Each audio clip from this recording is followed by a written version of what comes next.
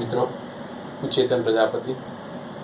Maths આપણે last લેક્ચરમાં બહુપદી સમજી રહ્યા છીએ, ચેપ્ટર 2. તો આજે આપણે એનું નવો ટોપિક શૂન્યો અને સહગુણકોનો સંબંધ વિશે સમજવાનું છે. જે બહુપદી આપેલી છે એના શૂન્યો શોધવાના અને તે જ બહુપદીના એ સહગુણકો એના વચ્ચેનો સંબંધ પ્રસ્થાપિત કરવાનો છે. તો આપણે કઈ બહુપદી આપેલી છે x² - 2x - 8, એના બરાબર આપણે શૂન્ય લઈશું. અને શૂન્ય શોધવા માટે હવે આપણે અવયવીકરણ કરવાનું છે. x² - 2x - 8, તો 8 ગુણાકાર લાવવાનો છે, બાદ બાકી 2 લાવવાની છે. તો બધા જાણીએ છીએ 4 × 2 8, મલ્ટીપ્લિકેશન 8 થઈ જાય છે. બંને પદ અહીં માઇનસ છે માટે મોટી રકમ આપણે માઇનસ લઈશું. આપણે તરત સમજી શકીએ કે -4 + 2 બરાબર -2 મળી શકે આપણને, જે મધ્યમ પદ છે. અવયવ પાડતા ખાસ શીખવાનું છે, બંને પદ માઇનસ હોય તો મોટી રકમ માઇનસ, નાની રકમ પ્લસ આવશે. તો આના અવયવ આપણે પાડીશું. x² પહેલું પદ એમને એમ, વચ્ચેના પદ -2x ના 2 ભાગ પડશે, -4x + 2x, -8 એમના એમ લઈશું આપણે, બરાબર 0. પ્રથમ પદ એમના એમ, અંતિમ પદ એમના એમ, વચ્ચેના પદના 2 ભાગ પડે છે. હવે આપણે પ્રથમ 2 પદ અને પછીના 2 પદ માંથી કોમન કાઢીશું. પ્રથમ 2 પદમાંથી કોમન આવશે x કોમન આવે છે, કૌંસમાં વધશે x - 4. અંતિમ 2 પદમાંથી 2 કોમન આવશે, કૌંસમાં વધશે x - 4. 4 × 8 જે ભણી ગયેલા છે અગાઉ આપણે, બરાબર 0. તો અહીં 2 અવયવ મળે છે. પહેલો અવયવ છે x - 4, બીજો અવયવ છે x + 2. x - 4 અહીં પણ છે, x - 4 અહીં પણ છે, માટે x - 4. બીજો અવયવ છે x + 2, તો એના બરાબર 0 મળે છે આપણને. તો અહીં આપણે x ની વેલ્યુ શોધીશું, જેને શૂન્યો કહેવાય. માટે x - 4 બરાબર 0 અથવા x + 2 બરાબર 0. માટે x બરાબર આપણને મળશે 4 અથવા x બરાબર મળશે આ +2 જમણી બાજુ એટલે -2. તો 2 શૂન્ય આપણને મળે છે. પહેલું શૂન્ય છે x બરાબર 4, એ બીજું શૂન્ય છે x બરાબર -2. બરાબર, તો કૌંસમાં લખ્યું છે, ખ્યાલ આવે. અહીં જે 2 શૂન્યો મળે છે એ શૂન્યો અને સહગુણકોનો સંબંધ શોધવાનો છે. તો ધારો કે હું શૂન્યનો સરવાળો કરું છું. શૂન્યોનો સરવાળો,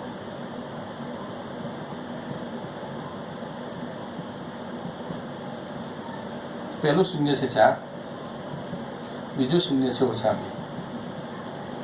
અને જે શૂન્યનો સરવાળો થશે 4 - 2 એટલે 2 આવશે.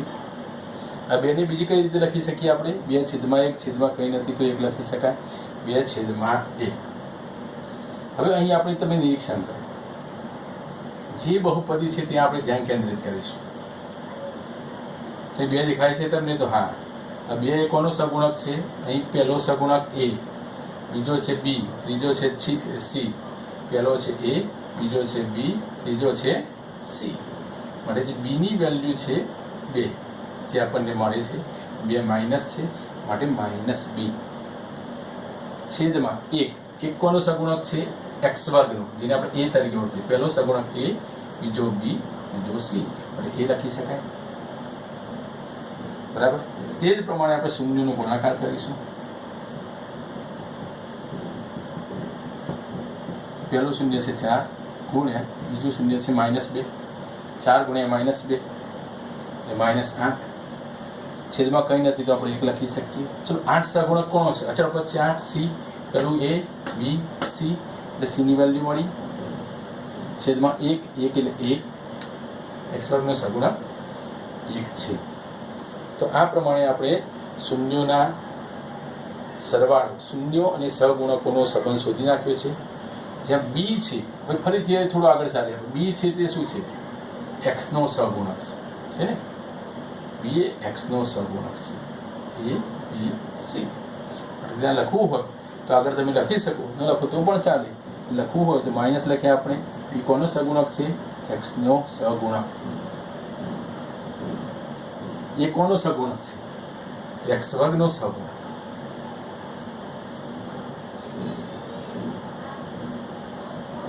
c કોનો સહગુણક છે? c શું છે? તો અચળ પદ. છેલ્લું પદ અચળ પદ. એ કોનો સહગુણક છે? તો તમે જોઈ શકો છો, એ b આવશે, b આવશે, c, એટલે એ x વર્ગ નો સહગુણક છે.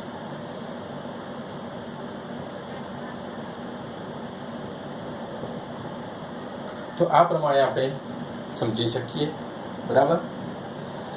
આ પોઈન્ટ તમારે એવો તો ફરીથી તમે સમજી શકો. પાછો વિડીયો જોઈને ફરીથી એક વખત બોલી જાઉં છું તો ખ્યાલ આવી જ ગયો છે. x² - 2x - 8 બરાબર 0. ગુણાકાર 8 લાવવાનો છે. અહીં માઇનસ છે માટે બાદ બાકી 2 લાવવાની છે, જે માઇનસ છે. 4 × 2 8. એમાં 4 માઇનસ લઈશું, 2 પ્લસ લઈશું. બરાબર. તો પ્રથમ પદ એમના એમ, મધ્યમ પદના 2 ભાગ પાડીએ છીએ આપણે, અંતિમ પદ એમના એમ રાખીશું. બરાબર 0. પ્રથમ 2 પદમાંથી કોમન આવે છે x, કૌંસમાં વધશે x - 4.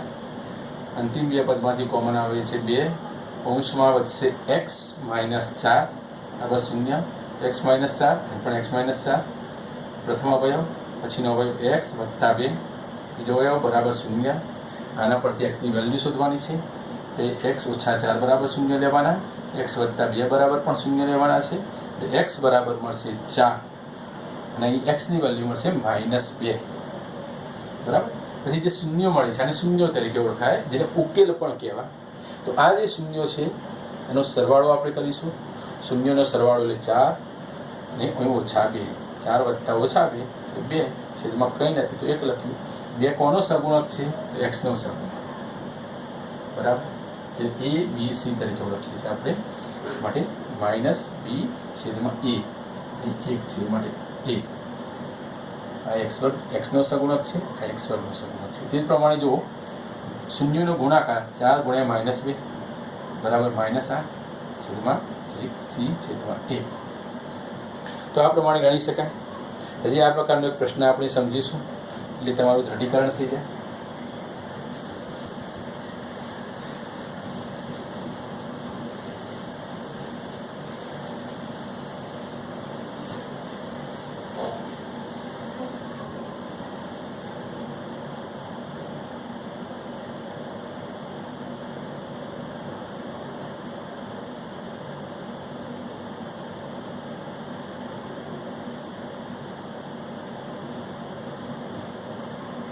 અહીં એક બહુપદી આપેલી છે, એટલે આપણે px તરીકે ઓળખીએ છીએ. 3x² - 14x + 8 બરાબર એક બહુપદી છે. તો અહીં બહુપદીની પહેલા બેઝિક વસ્તુ કોન્સેપ્ટ તમને ક્લિયર કરાવી દઉં છું. a ની વેલ્યુ કેટલી લઈશું આપણે? 3. a ની વેલ્યુ 3 લઈ શકાય સમજૂતી માટે. જે b ની વેલ્યુ છે -14. b ની વેલ્યુ કેટલી છે ભાઈ? -14. અને c ની વેલ્યુ છે 8. બરાબર. a b c ની વેલ્યુ એક સમજૂતી માટે મેં લખી દીધી છે. સૌ પ્રથમ આના શૂન્ય શોધીશું આપણે. શૂન્ય શોધવા માટે જે બહુપદી છે એના બરાબર શૂન્ય લખવાનું છે. પ્રથમ સહગુણક અંતિમ સહગુણકનો ગુણાકાર કરીશું. તો 8 × 3 એટલે 24. તો 24 આપણે ગુણાકાર લાવવાનો છે. અને છેલ્લું પદ પ્લસ છે એટલે સરવાળો કેટલું લાવવાનો છે? -14. તો કયા બે અંક એવા છે જેનો ગુણાકાર 24 આવે છે, સરવાળો -14 આવે છે? તો આપણે સમજી શકીએ કે 12 × 2 = 14. થોડી પ્રેક્ટિસ કરવાની, ટેબલ્સ આવડશે એટલે તરત આવડી જશે. 12 × 2 એટલે 24. 12 અને 2 14 થાય, પણ અહીં -14 છે માટે 12 પણ માઇનસ લઈશું, 2 પણ માઇનસ લઈશું. 12 પણ માઇનસ, 2 પણ માઇનસ. ચિહ્નોમાં ખાસ ધ્યાન રાખવાનું છે. -12 -2 માઇનસ પ્લસ ગુણાકારનો નિયમ છે. -12 -2 અને -14 સરવાળો થાય બંને ઋણ સંખ્યાઓનો. તો અહીં આપણે પ્રથમ પદ એમના એમ રાખીશું 3x². મધ્યમ પદ 14x ના 2 ભાગ પડશે. -12x -2x.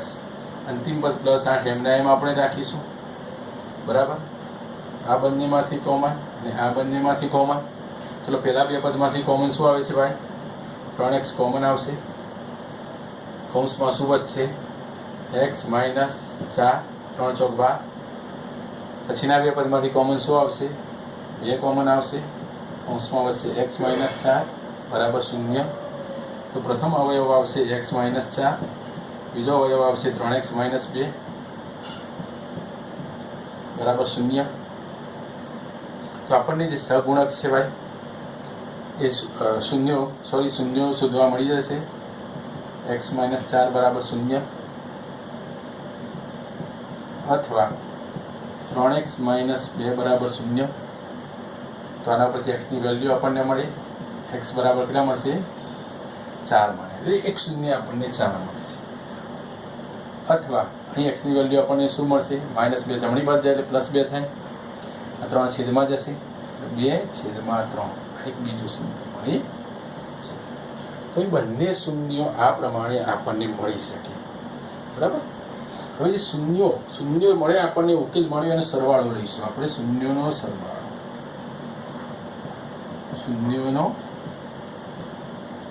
સરવાળો, પહેલું શૂન્ય છે 4, બીજું શૂન્ય છે 2/3. આ બંનેનો સરવાળો કરીશું આપણે. છેદમાં 3, 4 ગુણ્યા 3 એટલે 12. 12 અને 2 ઉમેરવાના છે. 12 ને 2 14. અપૂર્ણાંકનો સરવાળો 14/3 મળે. હવે અહીં નિરીક્ષણ કરો આપણે.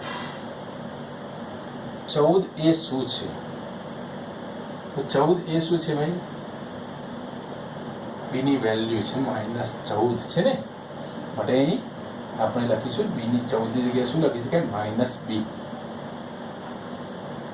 3 કોની વેલ્યુ છે? તો a ની વેલ્યુ, માટે a લખી શકાય. બરાબર. એ જ પ્રમાણે આપણે શૂન્યનો ગુણાકાર કરીશું.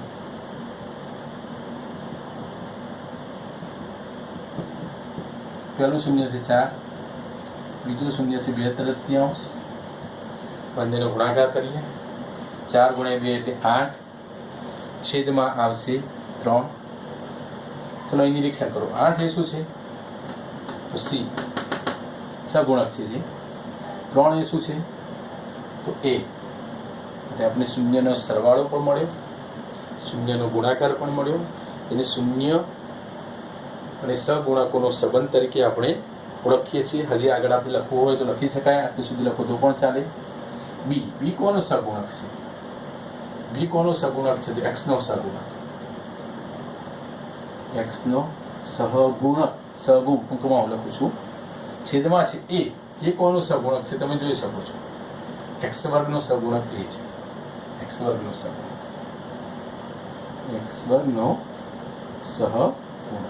એટલે c કોનો? c શું છે? તો અચળ પદ છે. તમે જોઈ શકો છો a b c. c અચળ પદ.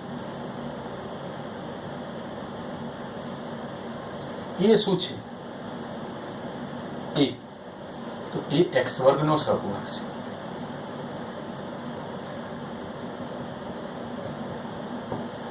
બરાબર. તો આ પ્રમાણે તમે કોઈ પણ બહુપદી આપેલી હોય, બહુપદી અને સહગુણકોનો સરવાળો શોધી શકો. પરીક્ષામાં આ પ્રકારનો પ્રશ્ન ખાસ પૂછાય છે. લગભગ 2 માર્ક્સનો પ્રશ્ન આવે જ છે. એ ખાસ ધ્યાન રાખવું. બરાબર. હજી આપણે એક પ્રશ્ન સમજીશું.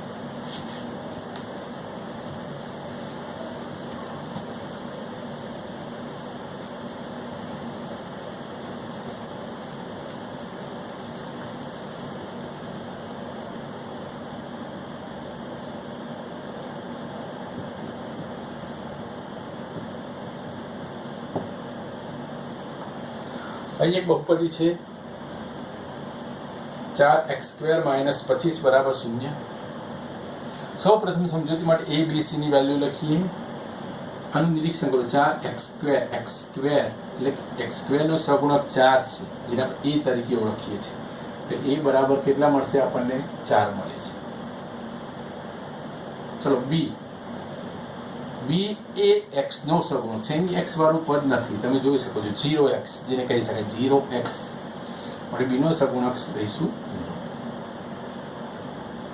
c એ અચળ પદ છે, જેની વેલ્યુ છે -25.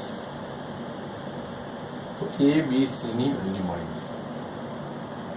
હવે જે આના અવયવ અને ઉકેલો શોધવો છે, શૂન્ય શોધવા છે, તો આપણે પૂર્ણ વર્ગ તફાવતનું એક સૂત્ર ભણી ગયેલા છીએ, a square minus B square a plus B a minus B પ્રમાણે પણ ગણી શકાય. તો એ પ્રમાણે આના ઉકેલ પડશે. આનો જવાબ શોધીએ આપણે. 4x સ્ક્વેરનું સ્ક્વેર રૂટ છે, વર્ગમૂળ છે 2x, 25નું વર્ગમૂળ છે 5. એક વખત આપણે પ્લસ લઈશું, બીજી વખતે માઇનસ, બરાબર 0. માટે 2x વત્તા 5 બરાબર 0, અથવા 2x માઇનસ 5 બરાબર 0. તો આના પરથી x ની વેલ્યુ મળી શકે. પ્લસ 5 ફેર બાદ જાય એટલે માઇનસ 5. 2 ક્યાં આવશે? છેદમાં આવશે. અથવા બીજો એક શૂન્ય મળે, x બરાબર માઇનસ 5 જમણી બાજુ જાય એટલે પ્લસ 5. 2 છેદમાં આવશે. એ 2 શૂન્ય આપણને મળી ગયા, 5/2 અને માઇનસ 5/2. આ બે આના શૂન્યો છે. આ જે શૂન્ય મળ્યા એ શૂન્યનો આપણે શું શોધીશું? સરવાળો.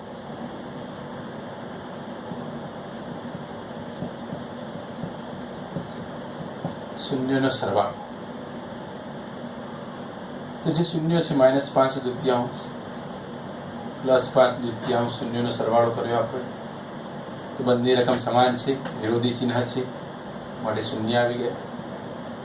શૂન્યને બીજી રીતે લખવું હોય તો શું લખાય? 0/1 લખાય. એટલે શૂન્ય કોનો સગુણક છે? બીનો, માટે બી માઇનસ બી પણ લખાય, બરાબર. 1 કોનો સગુણક છે?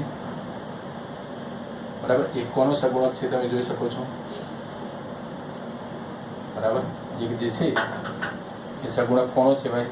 હા, અહીં શૂન્ય છે એટલે -b/a. એનો સગુણક કેટલો છે ભાઈ? 4. હવે શૂન્યના છેદમાં કોઈ પણ સંખ્યા લખવાથી શૂન્ય જ થઈ શકે છે, માટે 4 આવશે, જે આગળ જતાં પણ આપણે સમજીશું. હવે આપણે લઈશું શૂન્યનો ગુણાકાર.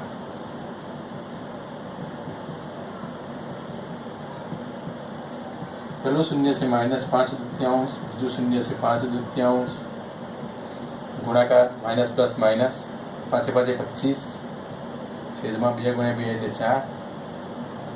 ચલો 25 સગુણક કોનો છે? હવે ને -25c, હેઠળ પછી c લખીશું. 4 કોનો છે ભાઈ? a, માટે a. એ લખવું તો લખી શકાય. b કોનો સગુણક છે? x no સગુણક. a કોનો સગુણક છે? x² નો સગુણક. c અચળ પદ, એ x² નો સગુણક. તો આપણે કોઈ પણ જે દ્વિઘાત બહુપદી તેના ઉકેલ શોધીને શૂન્યો શોધી શકાય, શૂન્યનો સરવાળો શોધી શકાય, શૂન્યનો ગુણાકાર શોધી શકાય, શૂન્યો અને સહગુણકો વચ્ચેનો સંબંધ શોધી શકાય. તો આ પ્રમાણેના પ્રશ્નો તમે ગણી શકો. હવે થોડું તમને હોમવર્ક આપવામાં આવશે આજે. શૂન્યો અને સહગુણકો વચ્ચેનો સંબંધ શોધો, બરાબર. આ પ્રશ્ન ફરીથી સમજી દેવો શાંતિથી.